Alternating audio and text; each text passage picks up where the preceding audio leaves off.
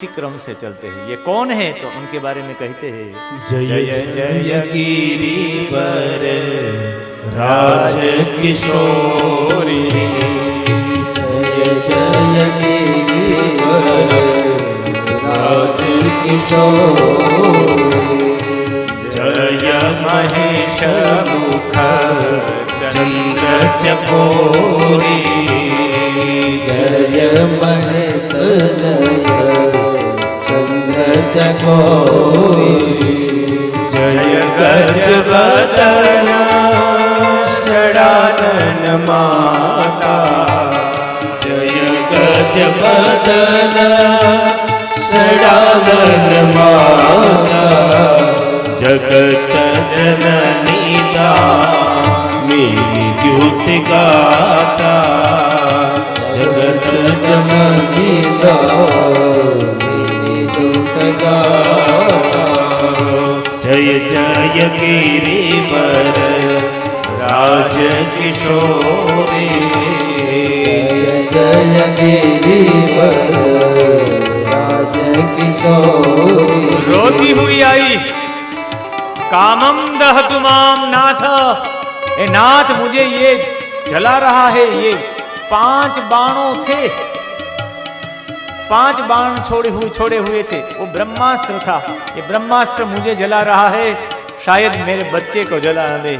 ये अंतिम वंश है पांडवों का, ये कृष्ण इनको बचाइए, आप मेरे गर्भ में प्रविष्ट हो जाइए। कृष्ण आप महायोगी है, योगी गर्भ में प्रविष्ट कर सकता है। और आपको लगे कि मैं आपको छू कैसे, तो आप जगत के पति है, इसलिए आप मेरे गर्भ में जा भी सकते हैं। आप जगत पति है, पति माने पाति इति पति, जगत की रक्षा करनी है, इसलिए तो आपको पति कहा जाता है। और आप महायोगी है, मेरे गर्भ में प्रविष्ट हो जाइए, मेरे बच्चे की रक्षा करे, पांडवों के वंश की रक्षा करे। पाहि पाहि महायोगी देव देव जगत्पते, नान्यं त्वदभयं पश्ये, यत्र मृत्यु परस्परम्। कहा कि पाही पाही 2 बार बोहा, रक्षा करे प्रभु, रक्षा करे, मेरे बेटे की रक्षा करे, पांडवों के वंश की रक्षा करे। उसी समय भगवान अंगुष्ठ मात्र के हो गए और गर्भ में जाकर सुदर्शन चक्र से रक्षा की। परि इक्षित इति परीक्षित, परि माने चारों ओर, इक्षित माने देखना, चारों ओर देखने लगे, ये क्या घूम रहा है, ऐसे देखने लगे, इसलिए नाम हो गया परीक्षित। परीक्षित चारों ओर देखना। जिन्होंने जन्म लेने से पहले ही मां की कुख में परमात्मा को देख लिया, जगत को देखने से पहले जगदीश्वर को देख लिया और रक्षा हो गई। महाभारत में भी क्रम है पूरा कि मरा हुआ परीक्षित जन्मा हुआ था, कृष्ण के पुण्य से वो जीवित हुआ है और भगवान ने रक्षा की और माया कवच से उत्तरा का गर्भ पूरा ढंका हुआ था, ढक दिया। चक्र से रक्षा हुई। शरणागति रक्षण करती है। यदि हमें हमारा रक्षण चाहिए, हमारी कोई रक्षा करे ऐसा हमें चाहिए, तो हम शरणागत होने चाहिए। प्रभु हमारी रक्षा तभी करते हैं जब हम शरणागत होते हैं, माने संपूर्ण समर्पित। अब थोड़े दिन रुके और जब जैसे ही कृष्ण जा रहे थे द्वारिका, तब एक बूढ़ी औरत आ गई बीच में, और बूढ़ी औरत आ गई और दोनों हाथ बीच में रखकर बोलने लगी कि द्रौपदी के कहने से रुक जाते हो कृष्ण, उत्तरा के कहने से रुक जाते हो, सुभद्रा के कहने से रुक जाते हो, तो मैं ही आपके वंश से ही हूं, मैं वसुदेव की बहन ही हूं, तेरे पिता की बहन, मैं बुआ हूं तेरी। कुंती ने कहा थोड़े दिन के लिए रुक नहीं सकते? प्रभु ने कहा कि बुआ अब कितने दिन रुकूं? भगवान श्री कृष्ण ही ऐसे थे, थोड़ी अतिशयोक्ति होगी, लेकिन मैं कहना चाहूंगा कृष्ण ही ऐसे है जो 4 महीने पहले आ चुके थे, युद्ध से पहले यदि कृष्ण नहीं होते तो युद्ध जीत नहीं सकते थे पांडव लोग।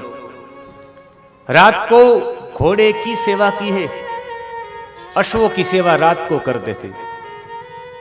जितने दिन तक युद्ध हुआ एक भी रात्रि सोए नहीं है कृष्ण। दिन को पूरे दिन सारथ्य कर्म, रात को अश्वों की सेवा, सभी बीमार लोगों की सेवा, कृष्ण सोए ही नहीं है। पांडवों को जीत दिलाने के लिए नहीं, सत्य का विजय हो इसलिए कृष्ण सोए नहीं थे। मुझे किसी ने कहा था कि कृष्ण ने कई मर्यादा तोड़ी है, महाभारत के युद्ध में कई लोगों को ऐसे मारा है। ये कृष्ण ने कुछ गलत नहीं किया है। आपका कृष्ण तो झूठ का सहारा लेता है। झूठ का सहारा लेने के बाद भी कृष्ण को आप परमात्मा मानते हैं। मैंने कहा आपने महाभारत पढ़ा है, आपने श्रीमद् भागवत पढ़ा है, कृष्ण को आप झूठे बोल रहे हैं। मुझे बताइए, आपको यहां साईं जी से निमंत्रण मिला हुआ है कि आप कथा में पधारे। 7:30 बजे तक कथा चलती है, 3:30 से, तो 3:30 से 7 बजे तक आपको पधारना है कथा सुनने के लिए। इसी समय आपकी माता बीमार है। यदि आपकी माता को ज्वर माने कोई रोग हो गया है, उसे अस्पताल ले जाना है, तो आप अपनी माता को अस्पताल ले जाएंगे या कथा में आएंगे? अस्पताल ही ले जाएंगे माता जी को। माता जी को अस्पताल ले जाएंगे तो आप यहां वचन आपका असत्य हुआ। बड़े सत्य को रखने के लिए कभी छोटा सत्य का विनाश करना पड़ता है। बड़ा सत्य रखने के लिए जब पांडव लोग 12 साल तक जंगल में थे, वनवास में थे, तब कृष्ण ने कहा युधिष्ठिर को, आप भेजो किसी दूत को। दुर्योधन का राज्य कैसे चल रहा है। जब दुर्योधन के राज्य में गया दूत देखने के लिए, और जब दूत फिर देखने के बाद वापिस आता है, तब दुर्योधन का राज्य कैसा है पूछता है युधिष्ठिर। कर्णभार नाम का ग्रंथ, किरातार्जुनीयम नाम का ग्रंथ, उसमें इनका विवरण है कि राज्य में क्या चल रहा है। कि राज्य में सभी लोग आनंद पूर्वक जी रहे हैं। किसी के पास से कोई कर लिया नहीं जाता, टैक्स नहीं, टैक्स फ्री। सभी को जितना पैसा चाहिए उतने देते हैं। अभी जितनी भी सहायता मिलती है ना, सहायता लेनी ही नहीं चाहिए। आप लोगों ने सहायता ली होती तो व्यापार में इतने आगे बढ़ते। आप लोगों ने कुछ सहायता लेनी, यहां आकर अपने जोर से, अपने बल से, किसी ने छोटा व्यापार, किसी ने बड़ा व्यापार किया। आज आपके पास समृद्धि है, इसलिए है आप रहम की भीख के नीचे जिए नहीं। इसलिए किसकी रहम के नीचे यदि दब जाते तो आपके अंदर ये स्किल, ये कौशल्य नहीं होता व्यापार का। यदि आपको कोई रहमत से दे दे कुछ कि ये आप लीजिए, कभी कभी किसी का उपकार, कभी कभी किसी की सहायता हमारे जीवन में निर्माल्यता लाती है। सभी को धन व्यापार जो चाहिए वो धन दो, जो भी करे। कोई सबके बीच में कोई बलात्कार करे, व्यभिचार करे तो उसको दंड नहीं देना, किसी को भी दंड नहीं था। जिसको जैसा करना है ऐसा करे। आज कल के सभी लोग पान या मावा खाकर जब थूकते हैं तब मुझे लगता है ये दुर्योधन के समय वाला है। तब कुछ था ही नहीं, दुर्योधन किसी को शिक्षा ही नहीं देता था। पूरी प्रजा निर्माल्य हो गई थी। बस मुक्त का खाना, मुक्त का पीना, पड़े रहना, सोए रहना, किसी की निंदा कुतली करना, यही काम था। और जब कुछ चाहिए तो राजा जी के पास ले लेते थे। राजा जी के सहाय ले लेते थे, मांगते थे, सब निर्माल्य थे। खाना पीना, दारू पीना, व्यभिचार हो गया था। और ये बात जब कृष्ण ने सुनी, तब कृष्ण ने सोचा 12 साल तक यदि इनका राज रहता है और पूरी प्रजा निर्माल्य हो सकती है, तो यदि 100 साल तक रहेंगे तो ये संपूर्ण प्रजा निर्माल्य हो जाएगी। प्रजा निर्माल्य की ओर न जाए, इसलिए पश्चिम के कोने से, समुद्र के बीच से कृष्ण खड़ा हुआ। मैं सारथ्य कर्म करने के लिए तैयार हूं, लेकिन राजा दुर्योधन नहीं, युधिष्ठिर होना चाहिए। जिनके 4 भाई थे, 4 भाई पानी पीने के लिए गए और मर गए सभी लोग। यक्ष प्रश्न पूछता था, बिना प्रश्न के प्रत्युत्तर दिए, उनके उत्तर दिए, यदि आप पानी पियोगे तो मर जाओगे। चारों के चारों भार में मर गए। जब युधिष्ठिर का आना हुआ तब यक्ष के सभी प्रश्नों का प्रत्युत्तर जवाब दे दिया, उत्तर दे दिया। फिर बाद में प्रसन्न होकर कहा कि मांगो क्या चाहिए। आपके 4 भाइयों में से एक भाई जिंदा हो सकता है, किसको जिंदा करेंगे? कहा कि नकुल को या सहदेव को करो। अरे आपको भविष्य में युद्ध करना है, ये पितामह भीष्म के सामने लड़ना होगा तो अर्जुन को जिंदा कर लो, गदा युद्ध में दुर्योधन के सामने लड़ना होगा तो भीम को जिंदा कर लो। इन्होंने कहा कि मेरी माता कुंती ने मेरी माता माद्री को वचन दिया था कि तेरे बेटे को मेरी बेटे की उम्र लग जाए, नकुल और सहदेव का ध्यान मैं और मेरा बेटा युधिष्ठिर रखेंगे। एक कुंती का बेटा जिंदा होना चाहिए तो एक माद्री का भी होना चाहिए।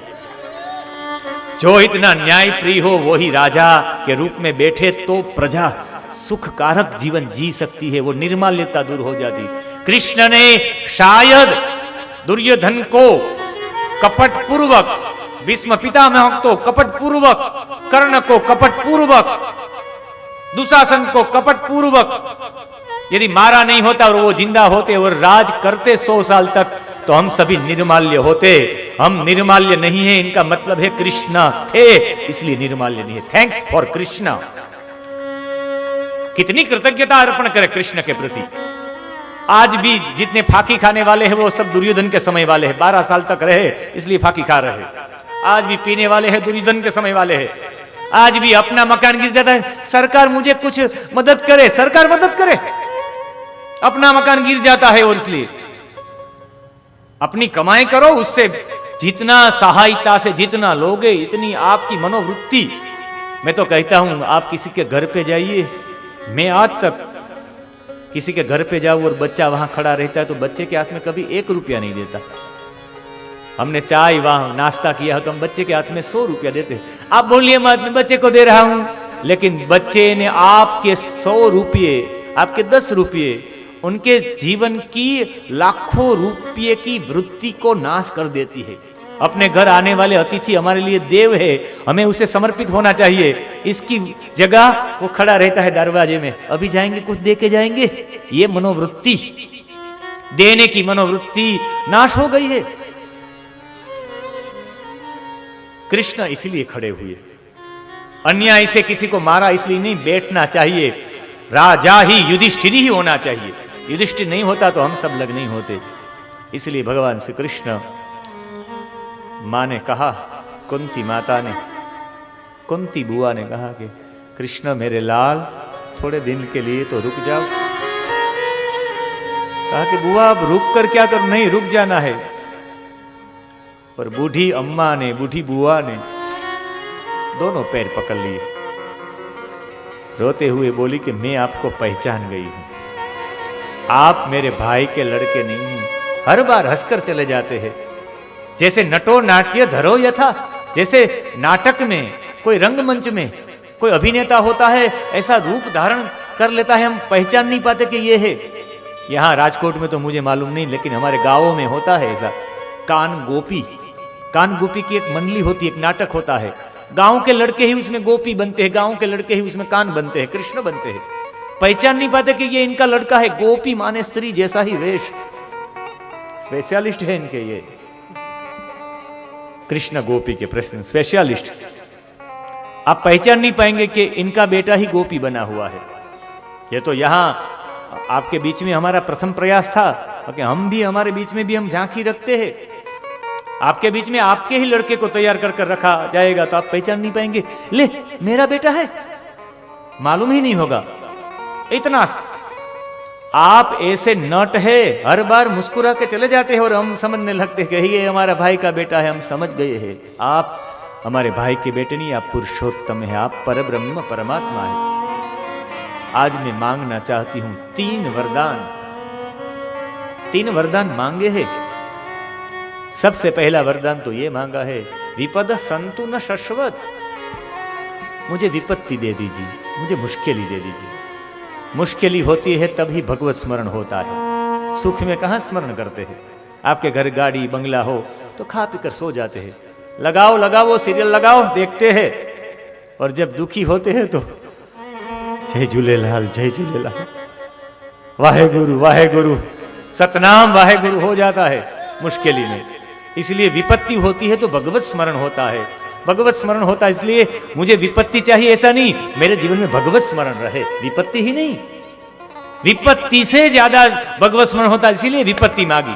सब लोग कहते हैं विपत्ति मांगनी नहीं, विपत्ति नहीं, किसी भी तरीके से संपत्ति में विपत्ति में मुझे भगवत स्मरण रहे, ये मांगा है।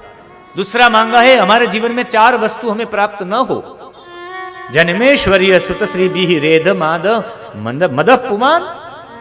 हमें ऊंचे कुल में जन्म नहीं चाहिए। ऊंचे कुल में जन्म लेने से अहंकार प्राप्त होता है। आए में ब्राह्मण, आए में गुरु, आए में साधु। ऊंचे कुल में जन्म लेने से अहंकार प्राप्त होता है। मुझे ऊंचे कुल में जन्म नहीं चाहिए। ऐश्वर्य माने प्रतिष्ठा, बहुत प्रतिष्ठा मिल जाती है। अरे बात न पूछो, कितने अच्छे कथाकार है। प्रतिष्ठा बहुत हो जाती है तो भी अहंकार होता है। हमें प्रतिष्ठा भी नहीं चाहिए। श्रुत माने विद्या, अच्छी विद्या प्राप्त कर ले तो ही अहंकार होता है। आजकल सब लोग शादी में लिखते ही है, शादी में फलाना फलाना इनका बच्चा, नीचे डिग्री लिखते हैं BMS, नीचे लिखते हैं PhD, नीचे लिखते हैं MBBS। शादी में जरूरत है ही नहीं लिखने की। आपको बेटी तभी दी है कि उनको मालूम है ये MBBS हुए हैं, वरना तो देते ही थोड़े। फिर भी वहां कोई जरूरत ही नहीं डिग्री की, फिर भी लिखते हैं। ये है विद्या। विद्या का नशा रहता, हम भी लगते हैं डॉक्टर है। ये है विद्या का नशा। अहंकार तो रहता ही है। विद्या, हमें विद्या भी नहीं चाहिए। और अंतिम में कहा श्री भी, श्री माने संपत्ति। हमें धन भी नहीं चाहिए। धन से भी अहंकार आता है। हाँ, जितने बड़े लोग होते हैं वो ऐसे ही कहते हैं हमारी तो झोपड़ी है, हमारी झोपड़ी में आपका पादार्पण हो। आपको तभी समझ जाना चाहिए कि झोपड़ी बोल रहे माने बड़ा महल ही है। बड़ा महल वाले ही झोपड़ी कहते हैं, वरना झोपड़ी वाले कहते हमारे महल में आइए। झोपड़ी वाले ऐसे बोलते हैं। ये अहंकार है इनका, हमारी झोपड़ी, यही अहंकार है। वो बोलते नहीं, किसी के मुख से बुलवाना चाहते हैं कि हमारा बंगला है, हमारा भवन है। हमें जन्म बड़े कुल में जन्म नहीं, हमें बड़ी प्रतिष्ठा नहीं, हमें बड़ी विद्या नहीं, हमें बड़ा पैसा भी नहीं चाहिए, हमें धन भी नहीं चाहिए। इसलिए ये दूसरा वचन। और अंतिम वचन में कहा कि प्रभु यदि आप कुछ देना चाहते हैं तो हमें बस यही दीजिए कि मुझे 2 परिवारों से बंधन है, ये बंधन छोड़ दीजिए। हम जिस कुल में जन्म लेते हैं उनका भी बंधन होता है। जिस कुल में मैं जाती हूँ, पांडु कुल में मेरी अभिरुचि है, क्योंकि मैं बच्चों की, पांडु के बच्चों की, पांडवों की मैं माँ हूँ और मैं वसुदेव की बहन माने मैं वृष्णि कुल की बेटी हूँ। इसलिए दोनों में मेरी मति है वो छूट जाए। हे विश्वात्मन, जैसे नदी की धारा, गंगा की धारा समुद्र की ओर ही जाती है, ऐसी मेरी धारा आपकी ओर ही हो कृष्ण, और कुछ नहीं मांगती। अथ विश्वेशं विश्वमूर्ते स्वकेषु स्नेहपाशमिमं छिन्दे दृढं पाण्डुषु। कृष्ण को बार बार विनती करने से कृष्ण रुक गए हैं। युधिष्ठिर को रोता हुआ देखकर कहा कि क्यों रो रहे हो? मेरे हाथों से कई लोगों की मृत्यु हुई, मैं पापी हूं, ये मैंने पाप किया है, मैं कैसे धोऊं ये पाप को? कहा कि राजा को पाप नहीं लगता। हमारे सैनिक लोग भारत की बॉर्डर पर लड़ रहे होते हैं और किसी को मार दिया तो पाप लगता है क्या? उद्देश्य से, हेतु से पाप लगता है। आपका उद्देश्य क्या है? आप पत्थर मारेंगे किसी कुत्ते को, ये कुत्ते को लगे तभी पाप हुआ, ऐसा नहीं। आपने मारने की चेष्टा की माने आपका मन कलुषित हो गया है, पाप हो गया है। आपका उद्देश्य क्या है, उनके ऊपर पाप और पुण्य का फैसला होता है। और यहां हुआ भी ऐसा ही। कहा कि चलो ये मानेंगे नहीं, जो जिनके पास मानेगा वही ले जाना है। जो मानते हो जो किसी को, उनके पास ले जाना चाहिए। और उसी समय ले गए। चलिए कुरुक्षेत्र की यात्रा में। और कुरुक्षेत्र की यात्रा में सोए हुए थे बाण शैया पे पितामह भीष्म। उनकी दशा भी थी, बाण शैया पर लेटे हुए थे, अपने प्राण को त्याग नहीं रहे थे। मुझे किसी ने पूछा था कि इतनी बाण शैया पे कष्ट क्यों भोगे पितामह भीष्म? क्योंकि परमात्मा की प्राप्ति होने से पहले शरीर को कष्ट मिलता ही है। परमात्मा तब तक दीक्षा प्रदान नहीं करते जब तक हम कष्ट नहीं भोगते। ऐसा एक भी भक्त का चरित्र बताए जो भक्त को कष्ट न हुआ हो। कष्ट से शारीरिक पापों की निवृत्ति होती है। जितना शरीर पे कष्ट पड़े समझ लेना चाहिए पापों की निवृत्ति। आपको डायबिटीज हुई है, समझ लीजिए पापों से निवृत्त हो गए आप। आपको बीपी हुआ है, समझ लीजिए पापों से निवृत्त हो गए हैं। आपके शरीर में कोई रोग आया है, समझ लीजिए पाप से निवृत्ति। या आप पाप भोग रहे हैं, और जितना भोग से ही क्षय होता है, ऐसा ही पाप जाता नहीं है। पाप को भेजना है कहीं और तो आपको भोगना ही पड़ेगा। दुख भोग रहे राम कृष्ण परमहंस अंतिम समय में इतने बीमार थे कि बात मत पूछिए। बार बार उनकी व्यथा को देखकर विवेकानंद नरेंद्र रो रहे थे। आपकी यह स्थिति देखकर मुझे बड़ा कष्ट हो रहा है। आपके शरीर को इतना कष्ट? तब रामकृष्ण परमहंस ने कहा, अनेक जन्मों में कई पाप किए होंगे, ये सबका अभी भी मैं इसी समय ये जितना भी मेरे शरीर को कष्ट हो, मैं वो सब क्षय हो रहा है। जितना भी पाप है वो भोग क्षय ही क्षय होगा। अब मेरा अगला जन्म होगा ही नहीं, क्योंकि मैं सब यहाँ से ही सब परिपूर्ण, मेरा हिसाब भी यहाँ पूर्ण होता है। इसलिए कष्ट शरीर पर पड़े, रोग हो तो समझ लेना चाहिए ये क्षय है पापों का। आज बाणशैया पर पड़े हुए थे, कृष्ण मुझे मिले, यही भावना है। और उसी समय युधिष्ठिर उनके चरणों में बैठकर प्रश्न पूछने लगे, को धर्म सर्वधर्माणाम भवतः परमो मतः। राज धर्म की चर्चा हुई, द्विविध धर्म की चर्चा हुई, दान धर्म की चर्चा हुई, मोक्ष धर्म की चर्चा हुई, राज धर्म की चर्चा हुई, सब धर्म की चर्चा हुई। और अंत में कहा, कहां है कृष्ण? मैं कृष्ण को देखना चाहता हूं। 11 श्लोक में पूरी स्तुति है, इसे भीष्म स्तुति कहा गया है। भीष्म अंतिम समय में, मृत्यु के समय में कृष्ण के प्रति इनका प्रेम है। मरने के समय कोई किसी को याद नहीं करता, किसी को समर्पण नहीं करता। बस मेरा शरीर ठीक हो जाए, मेरा शरीर ठीक हो जाए। अंतिम समय में भी आपको किसी की याद आए तो समझ लेना चाहिए वो सच्चा प्यार है। अभी अंतिम समय में एक संत महात्मा थे, इनका अंतिम समय था, तो वो किसी को इशारा करके बोले कि महादेव को बुला के ले आओ, मुझे मिलना है उसे। और अंतिम समय में जब वो उनको मैं मिलने के लिए गया, मैंने कहा आपको 100 साल तक जीना है। उन्होंने मेरा हाथ पकड़कर कहा, मैं कल सुबह 10 बजे ही चला जाऊंगा, कल सुबह 10 बजे मेरी मृत्यु है, लेकिन मैं आपको इसीलिए बुलाया कि अंतिम मुझे आपको मिलना था।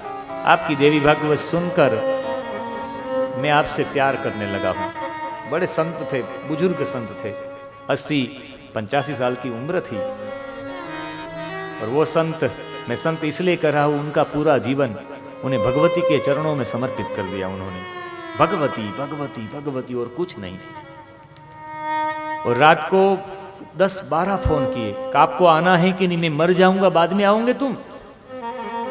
तो रात को 11 बजे में पहुंचा। कई लोग जमा हुए थे वहां, उनके पूरे गांव के लोग, नगीचाणा नाम का गांव है, सब लोग एकत्रित हुए थे। और जब मैं गया तब कहूँ बापा, ऐसे शब्द में, गुजराती शब्द में कहा कि हे पिता तुल्य। उन्होंने मुझे कहा, वो मेरे दादा के समान थे फिर भी, कि दूध पिलाना चाहता हूं। उन्होंने अपने हाथों से दूध एक कटोरी में दिया और कहा कि मेरे हाथों से पी लीजिए। सबको कहा कि बाहर चले जाइए, तो भी कोई लोग बैठे। मैंने कहा ये क्या हो रहा है? कहा कि मैं कल 10 बजे चला जाऊंगा। सबके बीच में कह दिया, कल मैं जिंदा नहीं। मैंने कहा 100 साल आपको जीना है, अंतिम मेरे हाथ से मैं आपको दूध पिला लूं, मुझे ऐसा लगे कि मैंने कृष्ण को दूध पिलाया है, मैं आपको बड़ा प्यार करता हूं। वो सबके सामने बोले। जो किसी से प्यार करता है, प्रेम करता है, किसी से स्नेह रखता है, समझ लेना चाहिए जब तक वो नहीं आए तब तक वो सहेगा कुछ भी। इतना प्रेम करते थे पितामह भीष्म कृष्ण से, ये दिखाने के लिए उन्हें बाण सैया पे पड़े हुए थे, कृष्ण जब तक नहीं आए तब तक मैं प्राण नहीं छोड़ूंगा। प्राण को भी अपने वश में कर रखा था, एक बार कृष्ण आ जाए। और जब कृष्ण उनके सामने पधारे तब 11 श्लोकों में जो स्तुति की है, अपना सभी श्लोकों में आपको प्रेम ही दिखाई देगा। और प्रेम ही सर्वस्व है, प्रेम का चरित्र ही कृष्ण का चरित्र है। भागवत जी को कहां से भी खोले आपको प्रेम ही दिखाई देगा। इसलिए सबसे श्रेष्ठ ये पुराण है जिनमें प्रेम की ही व्याख्या दी हुई है। रोते हुए पितामह भीष्म कृष्ण को पुकार रहे हैं। पीता वितृष्णा भगवती सात्वत पुंगवे विभूमनि श्रीमतिरूपकल्पिता वितृष्णा भगवती सात्वत पुंगवे विभूमि स्वसुखमुपगते क्वचिद् विहर्तुं प्रकृतिमुपेयुषि यद्भव प्रवाह सुखमुपगते क्वचिद् विहर्तुं प्रकृतिमुपेयुषि यद्भव प्रवाह त्रिभुवनगमनं तमालवर्णं रविकरगौरव राम्बरं दधामि वपुरलकतोला वृताननाब्जं विजयसखेरति रस्तु मे नवद्रा। हे कृष्णा, इति माने पूर्ण। मेरा जीवन पूर्ण होने जा रहा है। मैं शरीर का त्याग करने वाला ही हूं। उसी समय मेरे शरीर के त्याग से पूर्व मैं अपनी मति आपको समर्पित करना चाहता हूं। जीवन में हमारा शरीर छूटे उनसे पहले हमें हमारी मति प्रभु को समर्पित करनी चाहिए। हमारी मति की गति प्रभु के प्रति रति, हमारी रति प्रभु के प्रति होगी तो हमारी गति प्रभु के प्रति होगी, हमारी गति प्रभु के प्रति होगी तो हमारी मति प्रभु में समर्पित होगी, और प्रभु में हमारी मति समर्पित होगी तो हमारे अगले जन्म में ऊर्ध्व गति होगी। इसलिए मैं अपनी मति आपके चरणों में समर्पित करता हूं। मति माने बुद्धि ही नहीं, मन बुद्धि चित्त अहंकार। ये मन बुद्धि चित्त अहंकार ही अंतकरण चतुष्टय में है। इनसे ही जन्म लेना होता है। मन एवं मनुष्याणाम कारणम बंध मोक्षयो हो। मन ही मनुष्य का बंधन और कारण होता है। मोक्ष का कारण और बंधन कारण मन ही होता है। मैं मेरे मन को आपको समर्पित करना चाहता हूं, क्योंकि आप अपने आनंद के लिए प्रभु अवतरित होते हैं। किसी राक्षस को मारने के लिए नहीं। कंस को मारना, आंख बंद कर ले तो कंस मर जाएगा। रावण को मारना, आंख बंद कर ले भ्रुकुटी विलास।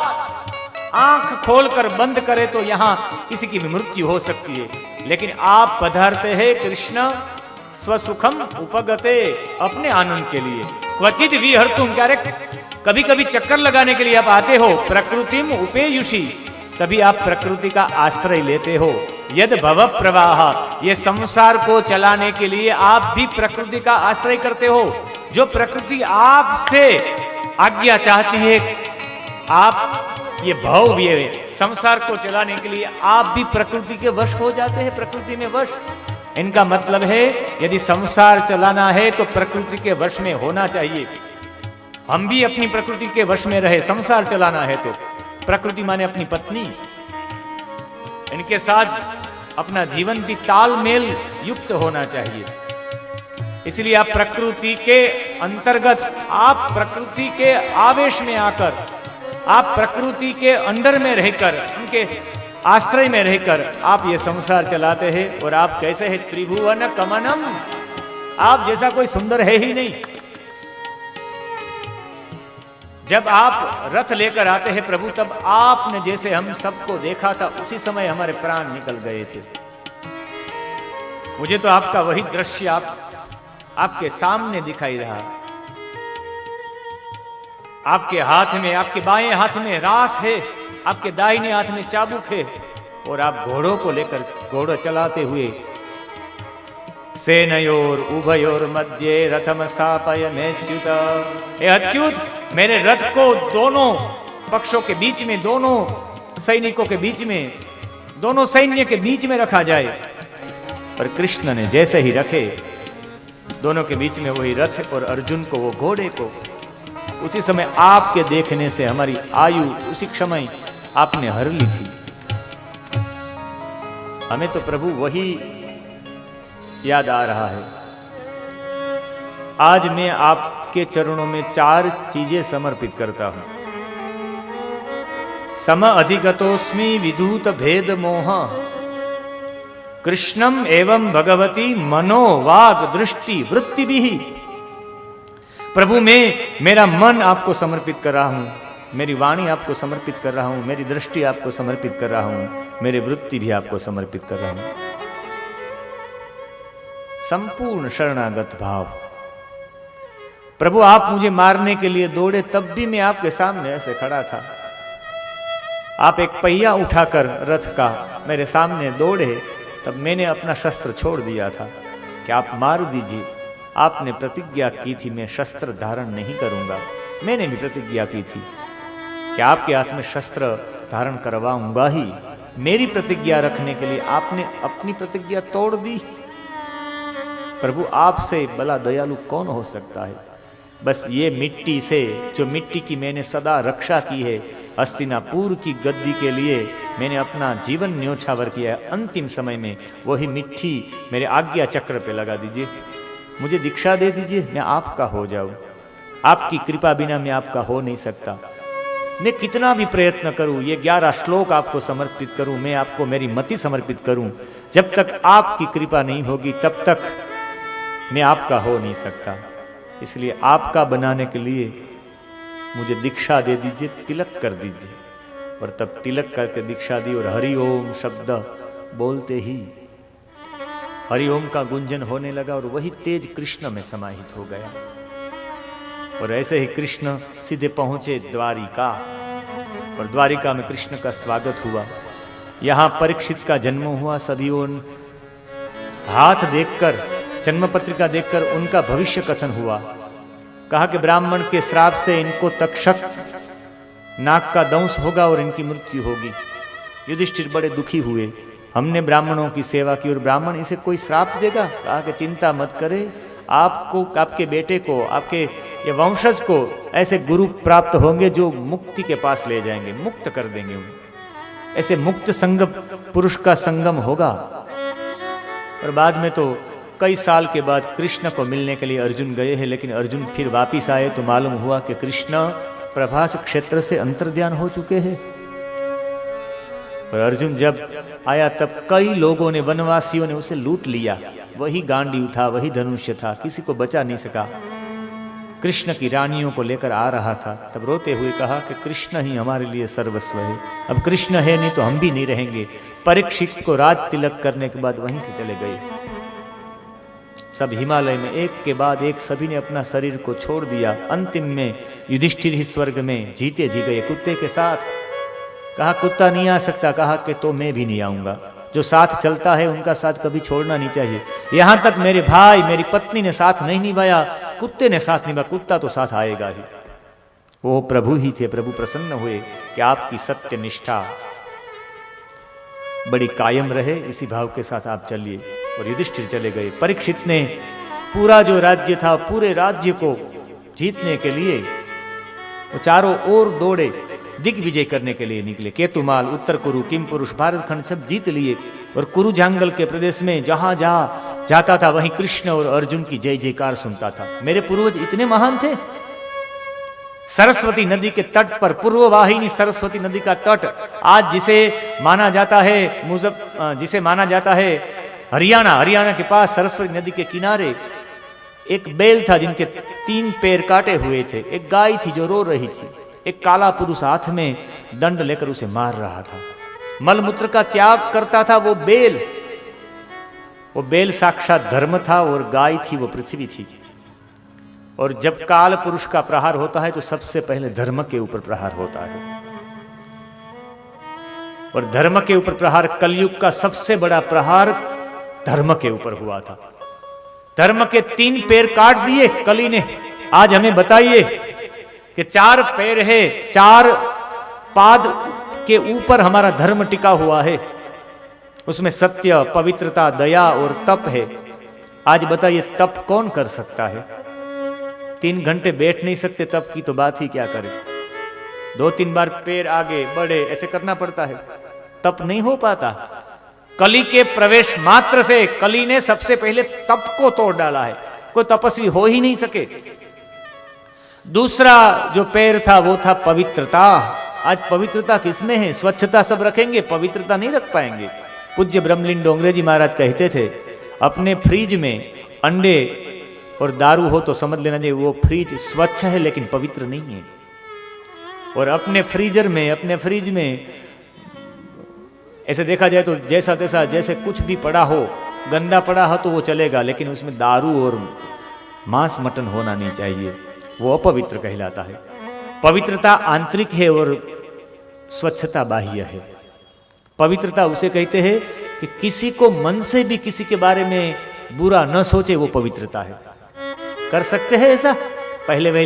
पहले ही पवित्रता नाम का पैर था, उनको तोड़ दिया, काट दिया कली ने। और तीसरा पैर था वो थी दया। आज दया सबकी वाणी में है लेकिन किसी के व्यवहार में नहीं है।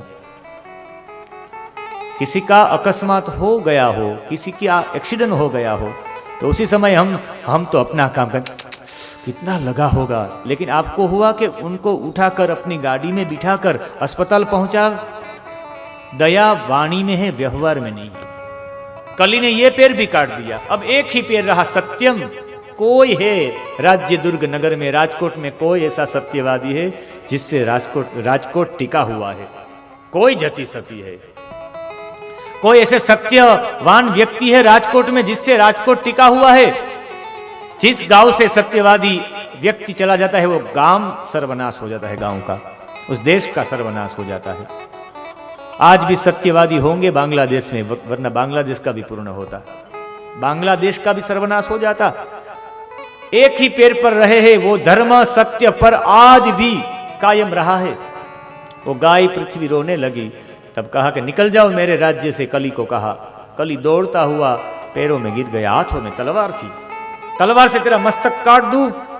तब कहा कि मैं आपके शरण में हूं, आश्रय में आने वाले को बख्श देना चाहिए। आप कितने भी बलवान हो, लेकिन आपके शरण में कोई बैठ जाए, आपके आश्रय में बैठ जाए, आपके चरण पकड़ ले, आपका आश्रित हो जाए तो उसे छोड़ देना चाहिए। कहा कि निकल जाओ यहां से। भगवान कृष्ण ने मुझे वचन दिया था कि जैसे ही द्वापर पूर्ण हो और मैं चला जाऊं प्रभास तीर्थ से, तब से आपको आ जाना है, ये तो मेरा समय है, मुझे स्थान दीजिए। 4 स्थान दिए परीक्षित ने। अभ्यर्थितस्तदा तस्मै स्थानानि कलयेतो युक्तं पानं स्त्रियसूना यत्रा धर्मश्चतुर्विधः। 4 स्थान दिए, जुए का स्थान दिया, मदिरा का स्थान दिया, कुटलाइट रेड लाइट विस्तार का स्थान दिया, गणिकालय, और एक स्थान दिया कि आप वहां रह सकते हैं जहां हिंसक स्थान कहा, सूना माने हिंसा का स्थान, जहां सबकी कत्लें होती है। 4 स्थानों में कली को रहने को कहा कि मेरी विशेषता है, कली में लोग कुछ भी नहीं करेंगे और ताली बजा के नाम लेंगे भगवान का, तो भी योग तप इनसे भी ज्यादा फल मिलेगा। ये मेरी विशेषता है, मुझे स्थान दीजिए। कहा रहना है, कहा कि मुझे सुवर्ण में रहना है। जात रूप मदात प्रभु सुवर्ण में वास हो गया है। यदि अनीति से बनाया हुआ सोना है तो उसमें कली रहता है, नीति से बनाया हुआ सोना है तो उसमें केशव रहता है। आपने कौन सा सोना पहना है इस पर निश्चित होगा आपके कांचन में, आपके सोने में कली है या कृष्ण है। हमारे सोने में तो कृष्ण ही है। नीति से कमाया हुआ धन होता है अन्यायोपार्जितम द्रव्यम 10 वर्षाणि तिष्ठति प्राप्ते चेकादश वर्षे समूलं च विनश्यति। अनीति से प्राप्त किया हुआ धन 10 साल तक रहता है, दशका जिसको कहते हैं, 10 साल तक रहे। 11वें साल में मूल के साथ विनाश हो जाता है इनका। समय हो गया है 7:15, इसलिए मैं आपको 15 दिन भी मैं दूं कि आप 10 बातें लिख कर आइए। और आज का एक नहीं, ये बताइए, ये जुआ खाना, ये दारू खाना, ये गणिकालय और अंतिम में हिंसालय, जहाँ हिंसा होती है, कत्ले होती है, ये सभी में कली का वास किस तरह से होगा? हम कैसे बता सकते? कली यहाँ हाजिर ही है। ये चारों जगह पर कली रहता है और सोने में भी कली रहता है। कैसे रहता है ये जानने के लिए आप सबको प्रार्थना करूंगा कल 3:30 बजे।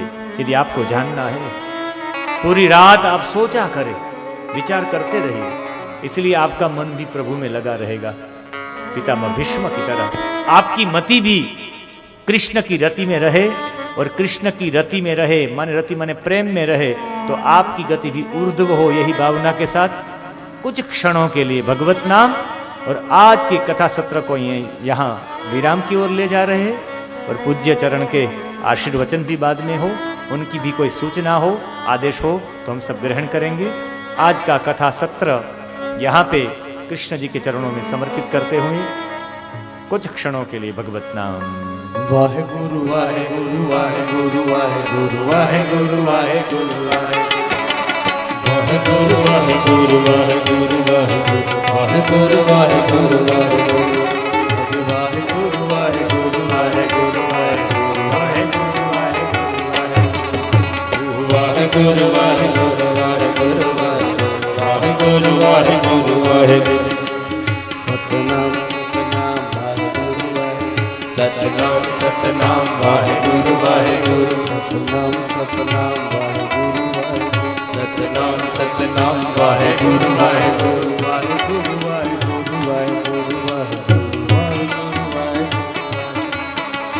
वाहे गुरु वाहे गुरु वाहे गुरु वाहे गुरु वाहे गुरु वाहे गुरु वाहे गुरु हरे वाहे गुरु वाहे गुरु वाहे गुरु वाहे गुरु वाहे गुरु वाहे गुरु वाहे गुरु वाहे गुरु वाहे गुरु वाहे गुरु वाहे गुरु वाहे गुरु वाहे गुरु वाहे गुरु सतनाम सतनाम वाहे गुरु वाहे गुरु सतनाम सतनाम वाहे गुरु वाहे गुरु सतनाम सतनाम वाहे गुरु वाहे गुरु वाहे गुरु वाहे गुरु वाहे गुरु वाहे गुरु वाहे गुरु वाहे गुरु वाहे गुरु वाहे गुरु वाहे गुरु वाहे गुरु वाहे गुरु वाहे गुरु वाहे गुरु आयो लाल झूलेलाल आयो लाल झूलेलाल आयो लाल झूलेलाल आयो लाल झूलेलाल लाल झूलेलाल आयो लाल झूलेलाल आयो लाल झूलेलाल आयो लाल झूलेलाल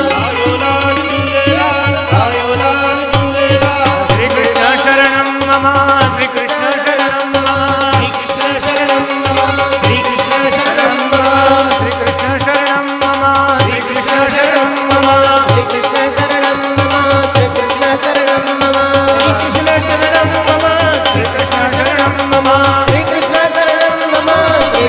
शरणं मम श्री कृष्ण शरणं मम श्री कृष्ण शरणं नमः श्री कृष्ण शरणं नमः श्री कृष्ण शरणं मम श्री कृष्ण शरणं मम वाहे गुरु वाहे गुरु सतनाम सतनाम वाहे गुरु वाहे गुरु नाम सतनाम वाहे गुरु वाहे गुरु सतनाम सतनाम वाहे गुरु वाहे गुरु सतनाम सतनाम वाहे गुरु वाहे गुरु वाहे गुरु वाहे गुरु वाहे गुरु वाहे गुरु वाहे गुरु वाहे गुरु वाहे गुरु वाहे गुरु वाहे गुरु वाहे गुरु वाहे गुरु वाहे गुरु वाहे गुरु वाहे गुरु वाहे गुरु वाहे गुरु सतनाम सतनाम वाहे गुरु वाहे गुरु सतनाम सतनाम वाहे गुरु वाहे गुरु सतनाम सतनाम वाहे गुरु वाहे गुरु सतनाम सतनाम वाहे गुरु वाहे गुरु नित नित जपिए वाहे गुरु वाहे गुरु नित नित जपिए वाहे गुरु वाहे गुरु नित नित जपिए वाहे गुरु वाहे गुरु नित नित जपिए वाहे गुरु वाहे गुरु ओ नित नित जपिए सतनाम सतनाम नित नित जपिए सतनाम सतनाम राम राम हरे हरे राम राम हरे हरे राम राम हरे हरे राम राम हरे हरे राम राम हरे श्री कृष्ण कन्हैया लाल की जय सद्गुरु भगवान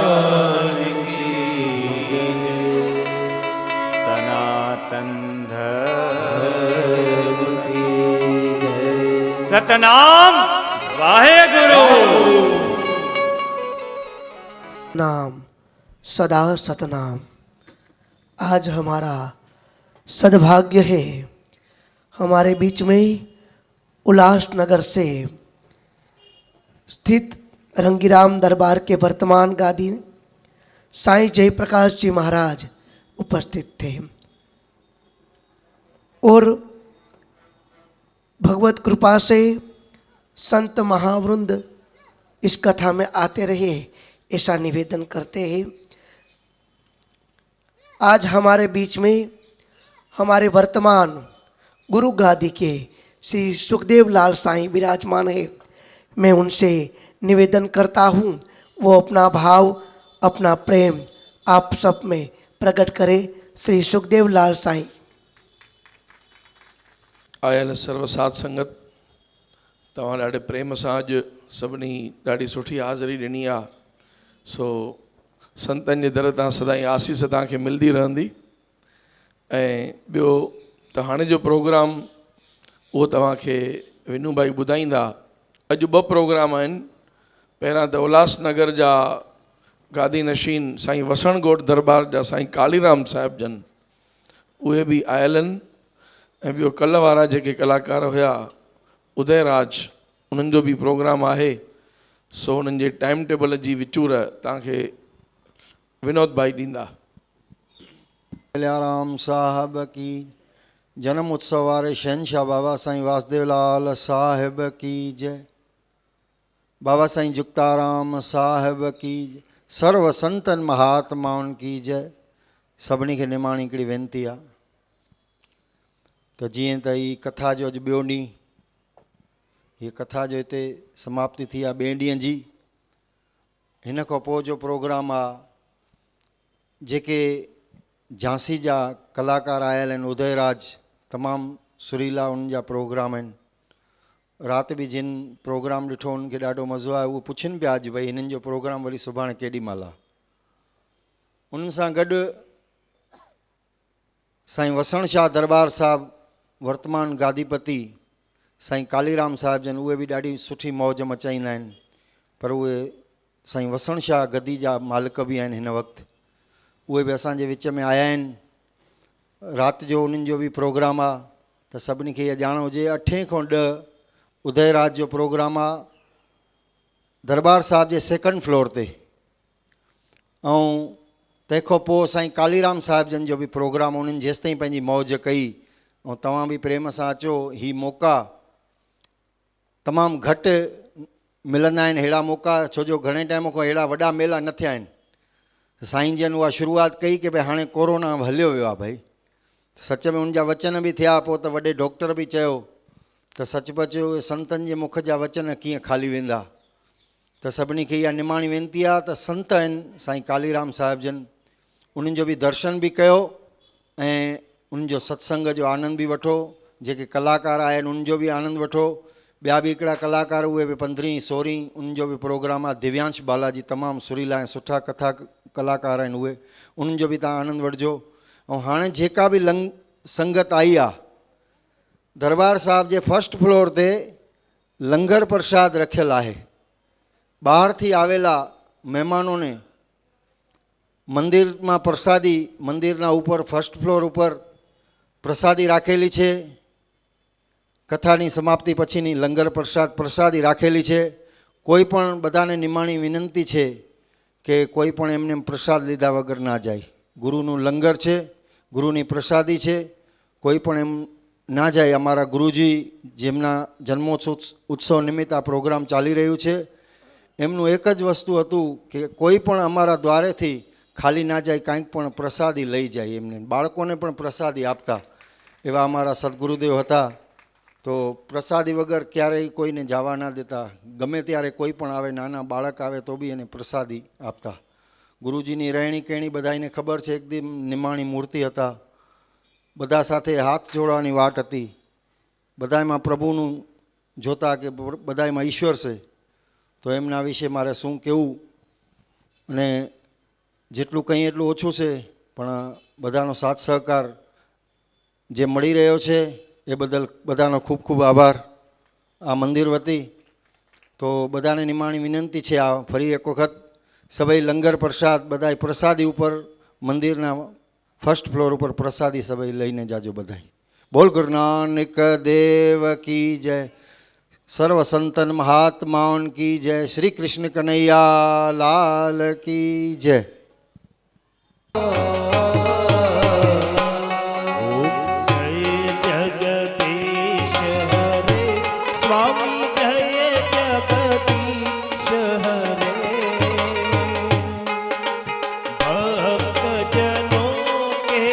संकट दास जनों के संकट क्षण में दूर करे।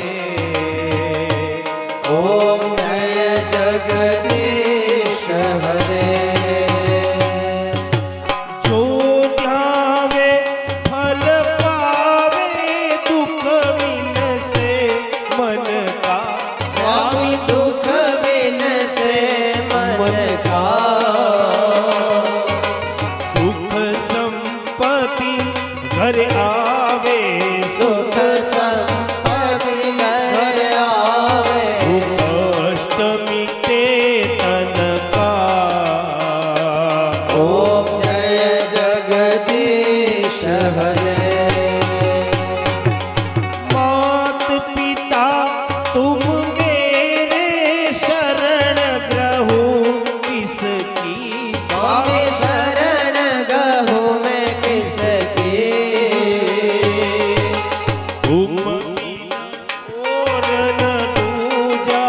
तुम बिना और न दूजा। आश करो जिसकी। ओम जय जगदीश हरे।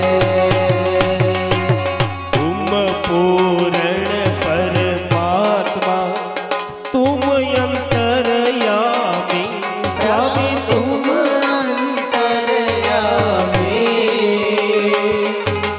पर ब्रह्म परमेश्वर परब्रह्म परमेश्वर तुम सबके स्वामी। ओम जय जगदीश हरे। तुम करुणा के सागर तुम पालन करता। स्वामी तुम पालन करता। मैं मूर्ख खलकामी। मैं मूर्ख खलकामी। कृपा करो भरता। ओम जय जगदीश हरे। तुम हो एक अगोचर सबके प्राणपति। स्वामी सबके प्राणपति। किस विधि मिलो दयामय। किस विधि मिलो दयामय। मैं तुमको कुमत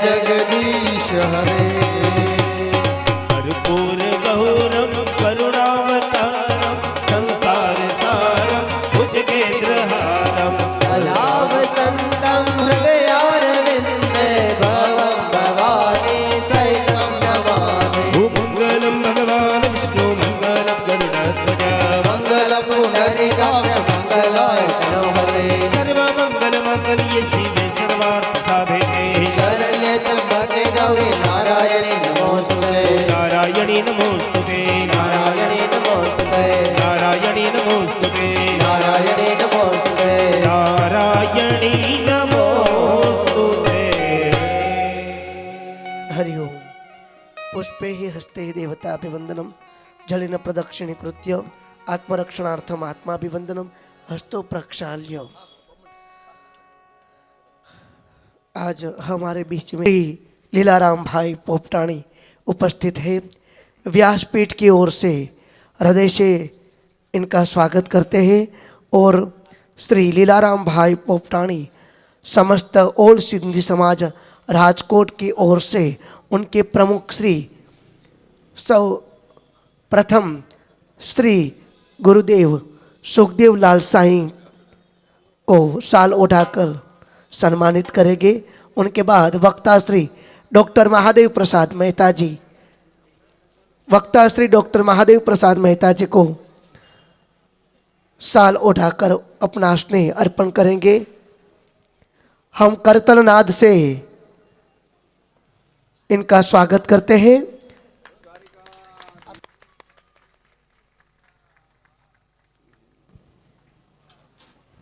सदगुरु देव की जय।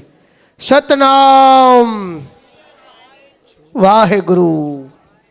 ओम जगनेन जगनमय जंत देवास्तानि धर्मानि प्रथमानि आसन्नाते हना कम महिमानः तचंत्र पूर्वे साध्यः सन्ति देवाः चरण कमलेषु मंत्र पुष्पांजलिं समर्पयामि। हस्ते जलमादाय अनेन यथाशक्ति भक्ति मृदुप्चा द्रव्यैः द्वितीय हने सायं काले वाङ्मय पुराण पुरुषोत्तम द्वारकादेश प्रियता नमः। विष्णवे नमः। विष्णवे विष्णुस्मरणार्थं परिपूर्णतामस्तु अस्तु परिपूर्णः।